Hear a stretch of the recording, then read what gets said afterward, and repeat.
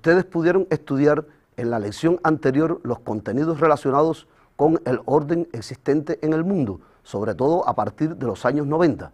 Es importante tener en cuenta que no existía un orden internacional justo.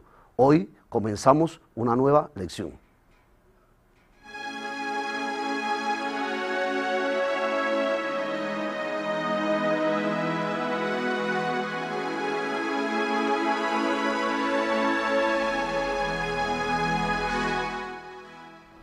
Lección 27. Los desafíos que enfrenta el mundo actual. Es decir, que tendrán en cuenta todos los grandes problemas que existen en la actualidad, sobre todo económicos, políticos, desde el punto de vista social, ideológico y además desde el punto de vista también ecológico. Para que ustedes puedan comprender todo este proceso, les hacemos una presentación que deben ir copiando.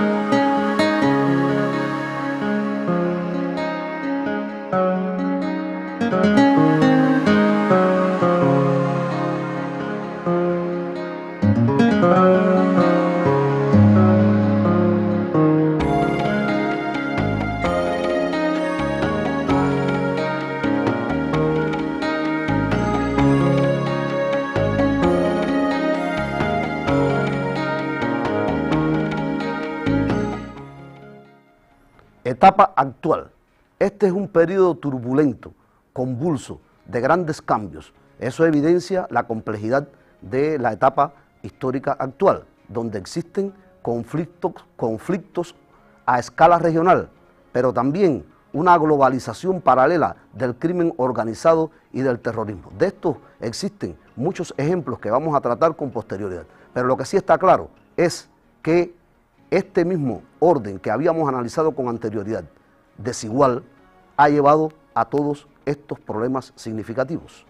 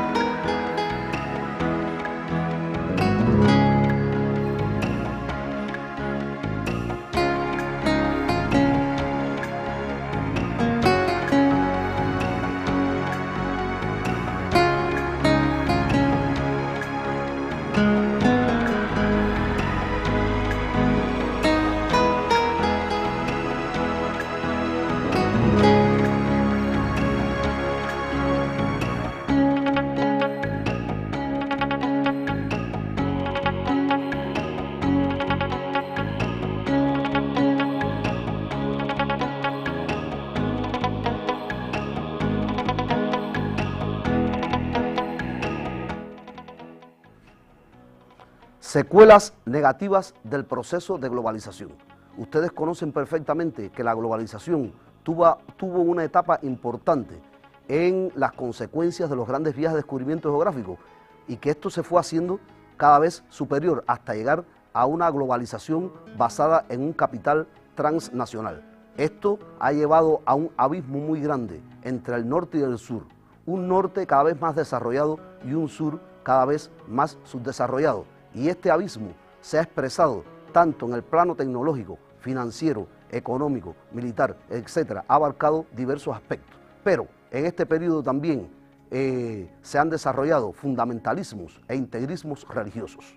Por ejemplo, las agresiones fundamentalmente a los países del Medio Oriente ha estado basado principalmente en un problema de superioridad desde el punto de vista racial. Volvemos a los viejos tiempos en que se planteaba el problema de la superioridad racial, pero no solamente eso, sino que las civilizaciones, sobre todo de los países de Occidente, plantean que son superiores a las del Oriente. Esto ha llevado a una conflictividad regional, a un desmembramiento de estados y regiones y a un aumento de conflictos étnicos y nacionales que han sido aprovechados y explotados por las grandes potencias imperialistas, fundamentalmente Estados Unidos.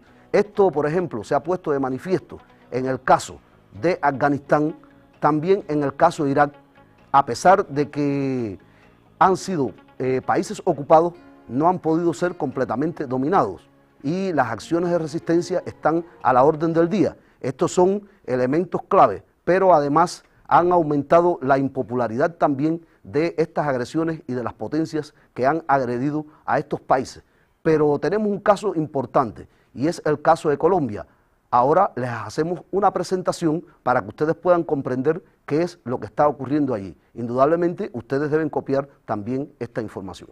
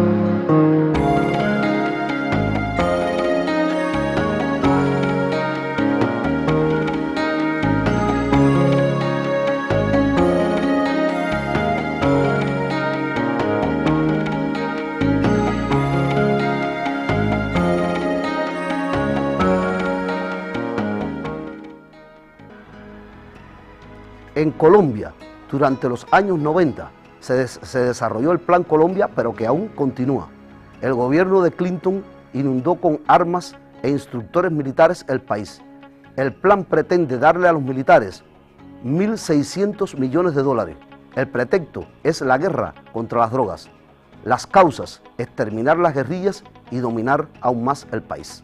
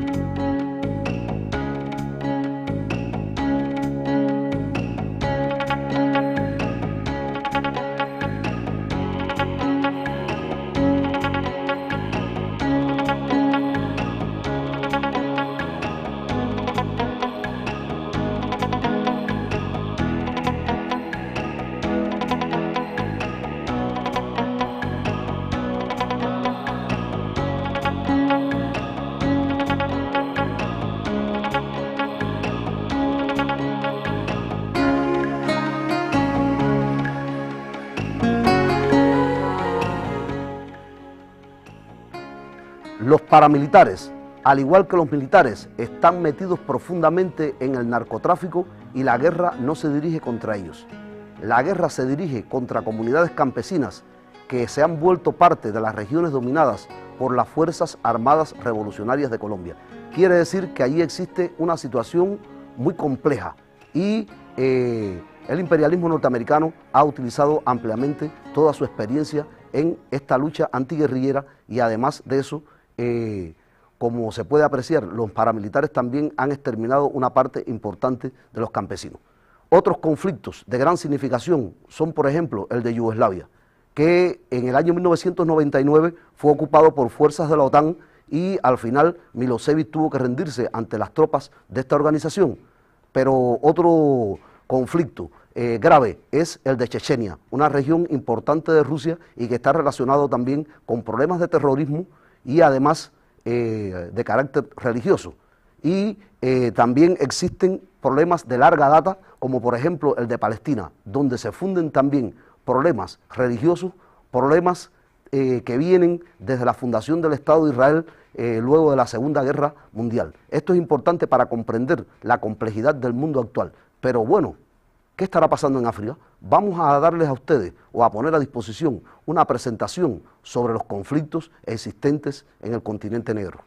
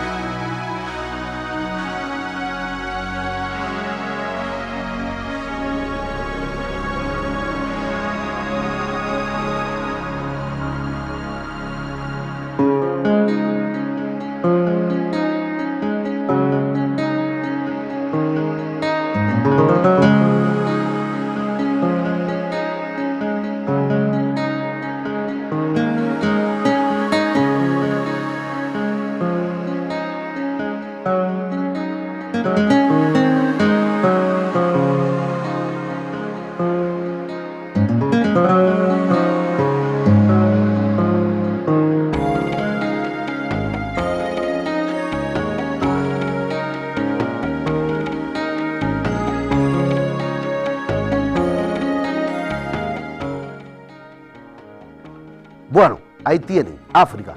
La mayoría de los conflictos en África tienen una base tribal y han sido manipulados por el imperialismo internacional en un proceso de recolonización del continente para seguir dominando sus riquezas. Conflictos en Uganda, en Somalia, en Angola, en la República Democrática del Congo, diferentes tipos de actividades que han desarrollado ahí los servicios de inteligencia y además las embajadas. Esto tiene como objetivo dominar importantes minerales, minerales de carácter estratégico, pero otros también que están relacionados con el lujo, es decir, oro, diamantes, petróleo, también minerales que tienen que ver con la informática, y esto ha llevado a un proceso realmente de recolonización. ¿Qué significa esto? El proceso de descolonización se produjo entre los años 60 y 70 y ahora de nuevo estos países están siendo recolonizados. África es uno de los continentes que tiene mayores problemas económicos, de salud, múltiples problemas desde el punto de vista étnico, guerras internas, y esto indudablemente que no da la posibilidad del desarrollo del continente. Pero vamos a ver qué secuelas realmente han dejado todas las características de este proceso de globalización y por tanto ponemos a disposición de ustedes una nueva presentación que deben copiar.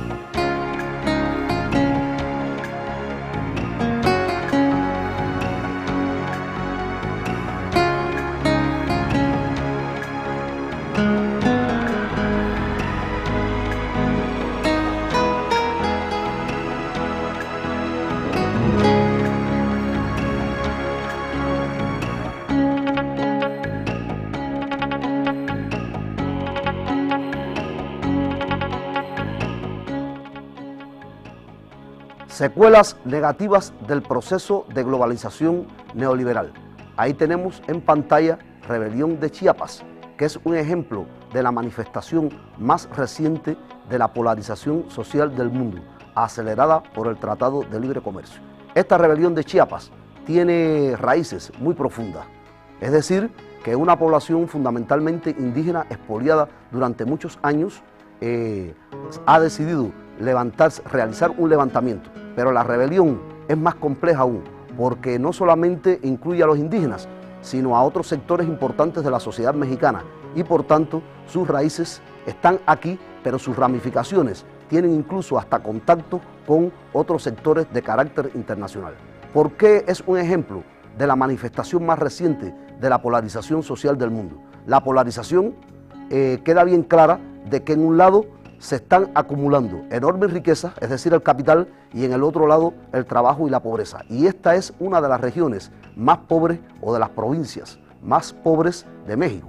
Esto se acelera con el Tratado de Libre Comercio porque México, conjuntamente con Canadá y Estados Unidos, integra este bloque importante. Pero la competencia de Estados Unidos y del Canadá con respecto a México arruina importantes sectores de la industria, pero también de la agricultura, y esta es una provincia meramente agrícola de comunidades indígenas.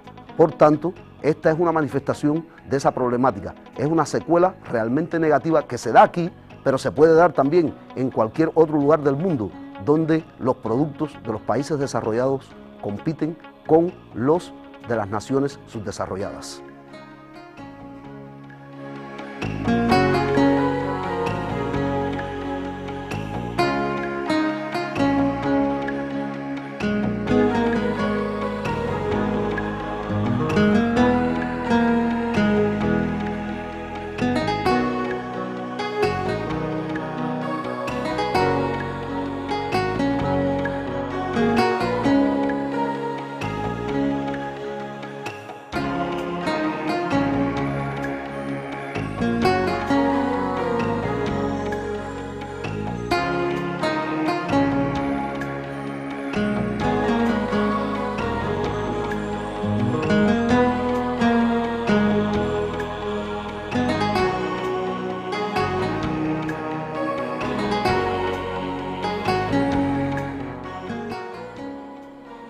Secuelas negativas del proceso de globalización neoliberal. Hay una expresión importante aquí también en la caída del gobierno de Fernando de la Rúa en Argentina, lo que evidencia también que en el mundo actual existe la ingobernabilidad. ¿Qué significa esto? En Argentina se aplicó un modelo neoliberal que ha privatizado una gran parte de las industrias, pero que ha lanzado a la calle a una gran cantidad de trabajadores que han caído en la pobreza.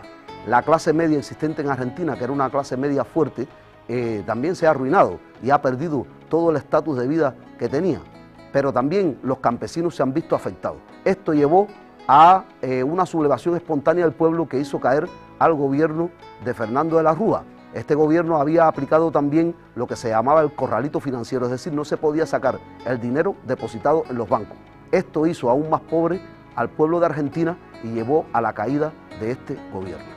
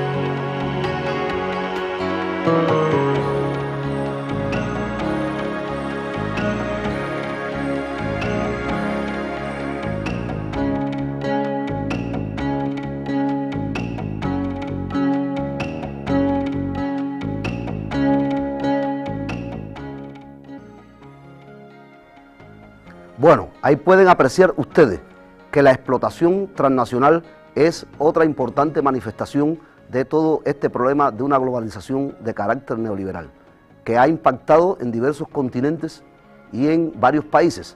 Aquí tenemos el caso del colapso en Georgia, donde se produjo la caída del gobierno de Shevardnadze. Este intentó reelegirse, pero en el país hay una fuerte crisis económica y un modelo neoliberal que no resolvió los problemas de las grandes masas populares. Pero también conflictos tribales en la República Democrática del Congo por el control del oro, el diamante y las piedras preciosas.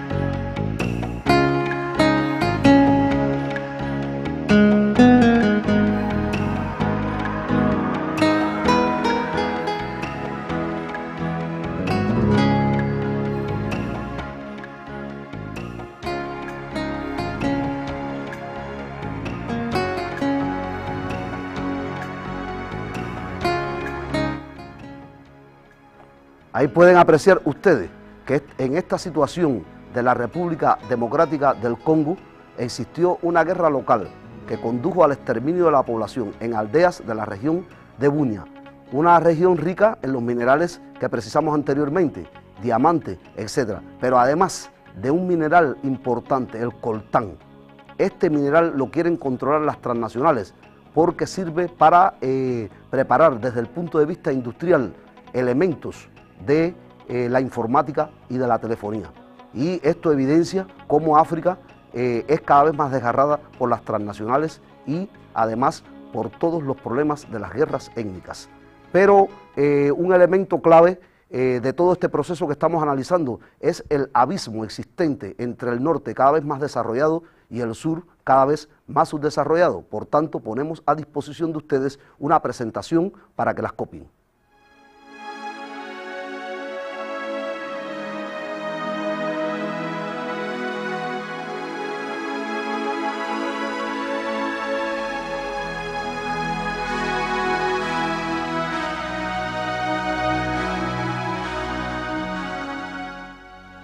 Abismo norte-sur, abismo tecnológico.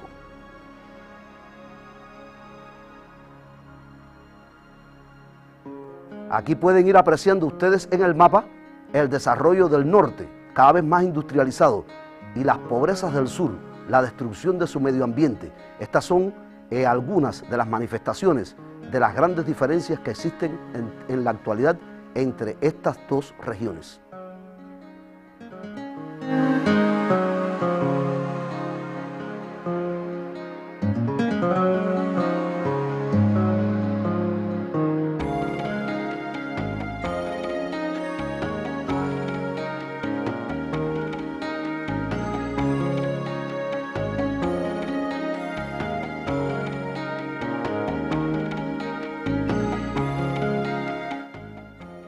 Es decir, existe un abismo tecnológico que en primer lugar se manifiesta en un abismo digital que está relacionado con el uso del Internet, de los satélites, además de la microbiología, la ingeniería genética, el control de los bancos de datos, el dominio de las transnacionales de la cultura y la comunicación. Esto conduce a lo que actualmente se refieren algunos autores como el imperio delicioso. ¿Qué significa esto? Es decir, que se venden imágenes muy importantes acerca de la cultura de Occidente para que se vayan perdiendo cada vez más las culturas autóctonas de los pueblos. Pero además se trata de vender una imagen de todo lo bueno que hay, entre comillas, ¿no?, del consumismo de estos países. Es decir, es una venta de formas de vida de Estados Unidos, de Inglaterra, de Francia, de Alemania, de diferentes países. Y se pretende con ello borrar las fronteras culturales y que los pueblos pierdan pierdan precisamente sus culturas autóctonas.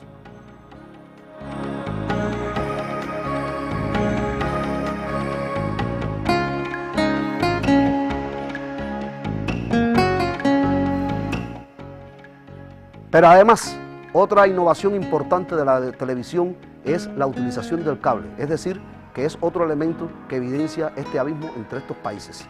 Los países ricos poseen el 97% de las patentes de todo tipo. Quiere decir que tienen un control también sobre todo lo relacionado con los inventos y los descubrimientos, pero además impiden que estos inventos y descubrimientos se globalicen, es decir, lleguen a los países subdesarrollados.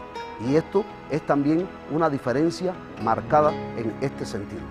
Pero bueno, no solamente en este sentido hay diferencia en lo referente al abismo entre el norte y el sur, también ellos controlan desde el punto de vista financiero el mundo a través de importantes instituciones como son, por ejemplo, el Banco Mundial, el Fondo Monetario Internacional, dominan el Acuerdo General de Aranceles y Comercio. Los países del tercer mundo o de ese sur subdesarrollado tienen enormes deudas con ellos y por otro lado sus materias primas son de un precio muy barato, es decir, tienen que vender barato y comprar extremadamente caro. Esto evidencia que no hay en este sentido igualdad y corrobora lo que ya habíamos mencionado anteriormente relacionado con un orden internacional injusto, que no se ha creado un orden nacional justo para todos estos países. Pero otro de los problemas significativos de este periodo lo constituye la globalización de las mafias internacionales. Por tanto, ponemos a disposición de ustedes un material fílmico acerca de cómo se produjo la muerte de uno de los capos de la mafia más importante de Colombia, en este caso, Pablo Escobar. De diciembre de 1993, el capo de la droga Pablo Escobar muere baleado en un tejado en Medellín, Colombia.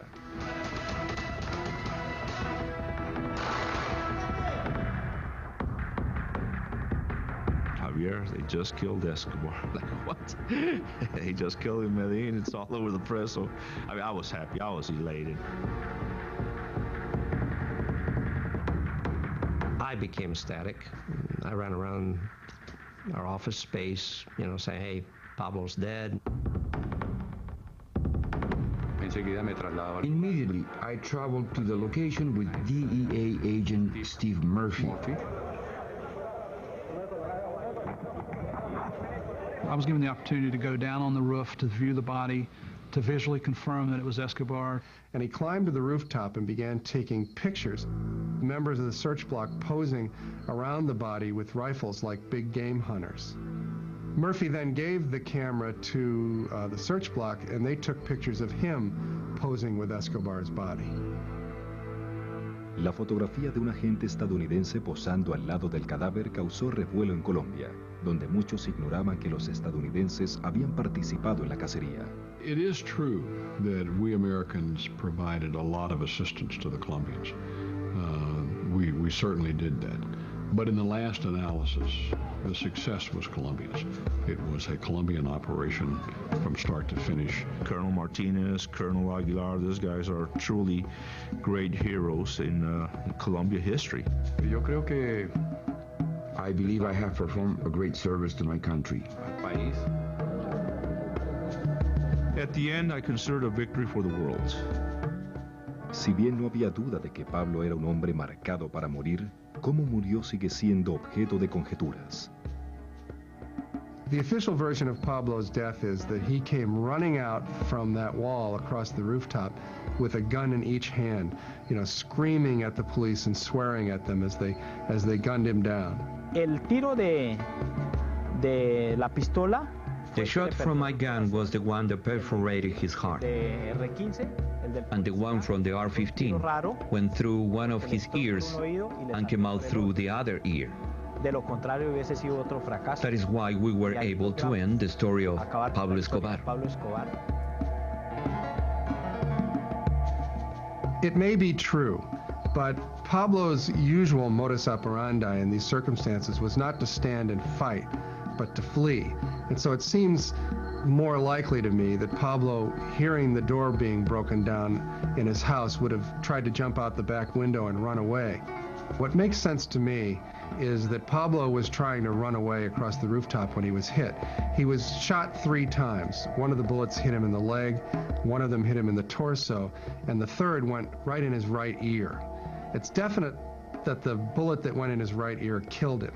What makes more sense to me is that the bullets that hit his leg and his torso would have knocked him down, certainly, and that the final shot that killed him was most likely administered by somebody standing right over top of him.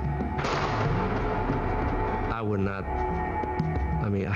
not put it past a cop going up there and just say, hey, we're going to make sure this guy's dead. I think he was shot up close. They wanted to make sure he was dead. Whoever it was knew he wasn't to be taken alive. There have been a lot of accusations that there was a coup de grace shot after Escobar was down. I saw no indications of that. It's always possible that someone made a great shot like that from a distance, but the Colombian National Police had tremendous incentive to kill Pablo Escobar. Nobody wanted to see him arrested again.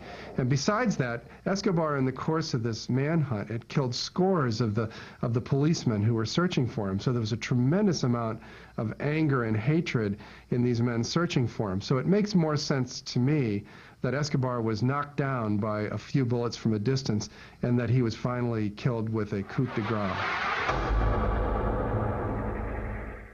Algunos creen que el tiro de gracia realmente se lo propinó un estadounidense. Within the Delta Force community, there's sort of a legend about Escobar's death, which holds that he was killed by Delta Force. It was not so much a victory for Delta, but a victory for the whole Special Ops community. Delta Force would have known Pablo's general location at the same time that the search block did, and would have had an opportunity to place snipers in that neighborhood. When Pablo came running out on the rooftop, given the marksmanship of a Delta sniper, it's not beyond the possible that an American from a distance put that bullet in Escobar's right ear. I think the most likely explanation is that Escobar was killed by the Colombian National Police, by the search block. They had every capability and every desire to see Pablo Escobar dead themselves. There were no Americans involved in it. That was the Colombian National Police taking care of business. El legado de los Pepes ha ensombrecido aún más la historia de la cacería de Escobar. There's ample evidence today that the search block and the Los Pepes worked hand in hand. And of course, the whole Colombian search block was a creature of the U.S. government, essentially, because they were funded and trained and led by U.S. Special Forces. Los Pepes worked with the tacit cooperation of the U.S. government. The Colombian authorities did not oppose us either. The members of Centrospike who I've interviewed said there was never any doubt in their mind that there was a direct connection between the information that they were collecting and the information that Los Pepes were. And in my opinion, the greatest damage caused to the Medellin cartel and to Pablo Escobar and his organization was done by the Los Pepes. The Pepes were not a factor in what we were there to do. But were they a factor in getting Pablo? Yeah, big time. The FARC has inherited a lot of the methods that Escobar used, the car bombs, the kidnappings, the terrorism against civilians. So in that sense, they're looking very much alike, unfortunately for Colombia. Al tiempo que Estados Unidos apoya a Colombia en su guerra contra las FARC, ambos pueden contar, una vez más, con la ayuda de un oscuro aliado. Soy Carlos Castaño, jefe. I am the leader of the AUC. We exist to fight the FARC guerrillas because the state is not strong enough to fight them themselves. Carlos Castaño has admitted that he was one of the early members of Los Pepes. He, of course, has gone on to become one of the right-wing paramilitary leaders in Colombia. Con el apoyo tácito del ejército colombiano, las Autodefensas Unidas de Colombia libran una guerra sucia en contra de las FARC, en la que aparentemente masacran a miles de civiles considerados simpatizantes de la guerrilla. He's regarded by many Colombians as a hero, but also by many as a violent criminal. there's a real close relationship between the Colombian army and the AUC, in the same way that there was a relationship between the Los Pepes and the police. You know what I'm saying? Al igual que los Pepes, las autodefensas han sido denunciadas por Estados Unidos y colocadas en la lista de organizaciones terroristas. But I suspect that just as in the case with Los Pepes, the paramilitary units will continue to do what they've always done, because ultimately it's going to benefit the United States government and the Colombian government in their war against the guerrillas. I think they're a necessary evil. As long as they're the enemy of my enemy, they're going to stay alive and functioning.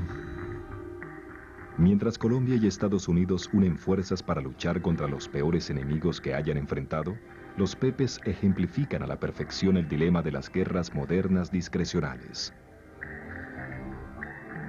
The issue of the Los Pepes, it's one of the central ethical issues involved whenever you use military force, and that is, how far are you willing to go to succeed? When you make the decision to go to war, you've essentially decided that the situation is beyond the bounds of normal law and order. When the people are terrorists, but they have a good network, it's very difficult to catch them. I mean, the U.S. has seen that recently with Bin Laden. When a person has a clandestine organization, it's not easy. You're facing an enemy who's trying to kill you. In those kind of circumstances, the ultimate goal is to succeed, is to win, not to necessarily play by the rules. In fact, sometimes the circumstances will force you to play by the same kinds of tactics that your enemy is using in order to prevail.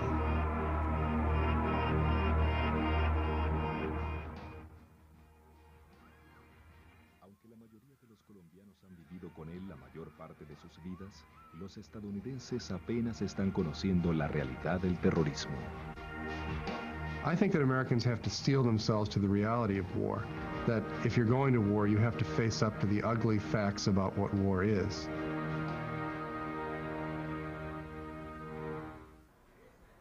Bueno, pudieron apreciar todo lo relacionado con el crimen organizado, esta vez en Colombia. Pero, además de eso, este problema se ha convertido en uno de los más candentes provenientes del proceso de globalización mundial. Por tanto, ponemos a disposición de ustedes la situación de otras mafias internacionales. Esta información no deben copiarla.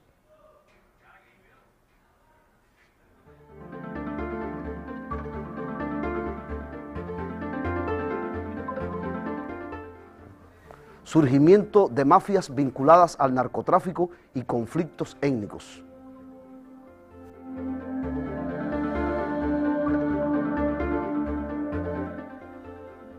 Rusas, yugoslavas, albanesa, chechena, polaca, checa, afgana, búlgara, colombiana y otras se dedican al narcotráfico, venta de armas, lavado de dinero, prostitución, juegos, corrupción política y otras actividades de carácter ilegal, pero también a otras de carácter legal. Pero vamos a ver específicamente qué es la mafia rusa.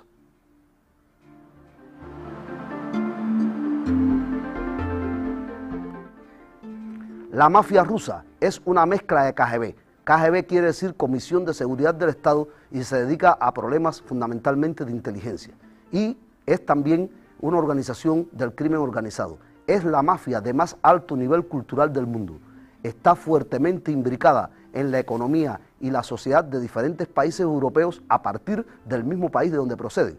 En España, por ejemplo, en Austria, en Estados Unidos y en otros. Estas organizaciones también han participado en actos de carácter terrorista.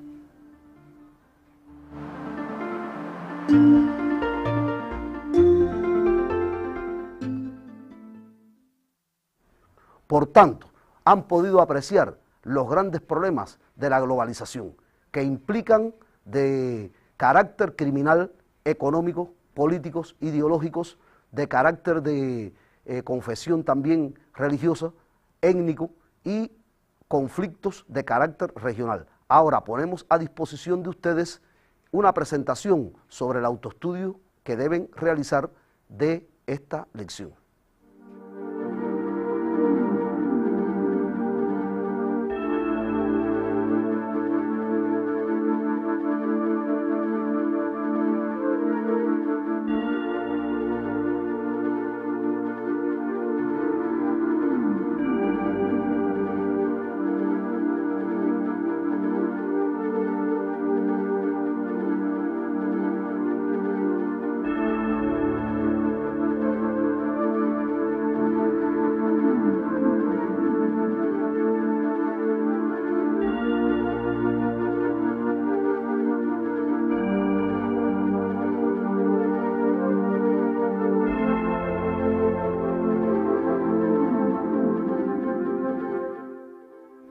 Autoestudio.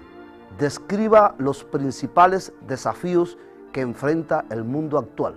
Para poder resolver esta actividad, debe usted consultar el material de estudio que hemos puesto a su disposición, pero además periódicos, revistas, enciclopedias, es decir, toda una serie de bibliografía importante. Claro que en esta descripción deben tener en cuenta los problemas económicos, ideológicos, conflictos regionales, lo relacionado con la globalización del crimen organizado, el abismo existente entre el norte cada vez más desarrollado y el sur cada vez más subdesarrollado. Deben tener en cuenta también los problemas financieros, la discriminación que existe entre estos países, que esto es un elemento sumamente importante en las relaciones del comercio, el problema de la deuda externa, es decir, pueden tener en cuenta toda una serie de manifestaciones significativas para hacer su actividad. Por tanto, después de haber realizado todo este estudio y análisis, nos despedimos hasta un nuevo encuentro con la historia universal.